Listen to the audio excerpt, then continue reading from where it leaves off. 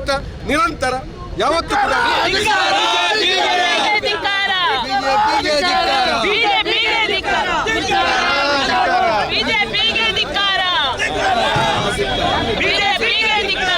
UPA ಸರ್ಕಾರ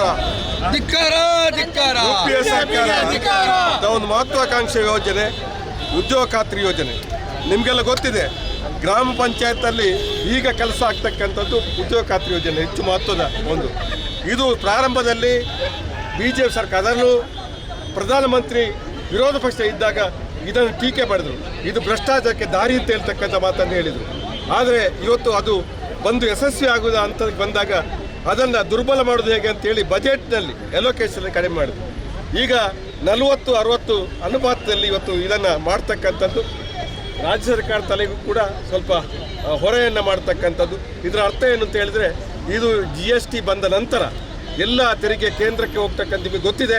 ಆದರೆ ಇವತ್ತು ರಾಜ್ಯ ಸರ್ಕಾರ ಕೊಡೋದ್ರ ಮೂಲಕ ಇದನ್ನು ಮತ್ತೆ ದುರ್ಬಲ ಮಾಡಬೇಕು ಅನ್ನೋ ಹುನ್ನಾರದ ಹಿನ್ನೆಲೆಯಲ್ಲಿ ಇದನ್ನು ಮಾಡ್ತಾ ಇದ್ದಾರೆ. ಮಹಾತ್ಮ ಗಾಂಧಿ ಯಾರು ಅಂತ ಹೇಳಿದಕ್ಕೆ ನಾವು ಹೇಳಬೇಕಾಗಿಲ್ಲ. ಜಗತ್ತಿನ 80 ರಾಷ್ಟ್ರಗಳು ಮಹಾತ್ಮ ಗಾಂಧಿ ಪ್ರತಿಮೆಯನ್ನು ಇಟ್ಟು ಅವರಿಗೆ ಗೌರವ ಕೊಡ್ತಕ್ಕಂಥ ಕೆಲಸವನ್ನು ಮಾಡ್ತಾರೆ. ಇವತ್ತು ಇವರು ಕೇವಲ ಏನಂತ ಹೇಳಿದ್ರೆ, ಇವತ್ತು ಈ ನಮ್ಮ ಕಾರ್ಯಕ್ರಮವನ್ನು ದುರ್ಬಲ ಮಾಡಿಸ್ತಕ್ಕಂಥದ್ದು. ಗಾಂಧಿ ಹೆಸರನ್ನು ಗಾಂಧಿ ಅಂತ ಹೇಳಿದ್ರೆ ಎಂಥ ಜನ, ಇವತ್ತು ಬ್ಯಾರಿಸ್ಟರ್ ಆದ ಗಾಂಧಿ ಶ್ರೀಮಂತ ಕುಟುಂಬ ಬಂದಂಥವ್ರು, ಅವರು ಸೂಟು ಬೂಟು ಹಾಕ್ಬೋದು, ಅವರಿಗೆ ಅರ್ಹತೆಯಲ್ಲಿ ಸೂಟು ಬೂಟು ಹಾಕ್ಬೋದು. ಅದನ್ನು ತ್ಯಜಿಸಿ ಇವತ್ತು ಊಟ ಬಟ್ಟೆ ಬಹುಶಃ ಮೈ ಬಿಟ್ಟು ಹೋಗ್ತಾರೆ. ಇವತ್ತು ಸೂಟು ಬೂಟು ಹಾಕಿದವರು ಇದಕ್ಕೆ ತೊಂದರೆ ಮಾಡ್ತಾರೆ ಅನ್ನೋಂಥ ಮಾತನ್ನು ಕೂಡ ಹೇಳಲಿಕ್ಕೆ, ಇದು ಮಹಿಳೆಯರಿಗೆ, ಕಾರ್ಮಿಕರು ಎಲ್ಲರಿಗೂ ಕೂಡ ತೊಂದರೆ ಆಗ್ತಕ್ಕಂಥ ಕಾರ್ಯಕ್ರಮ ಅಂತ ಹೇಳಿ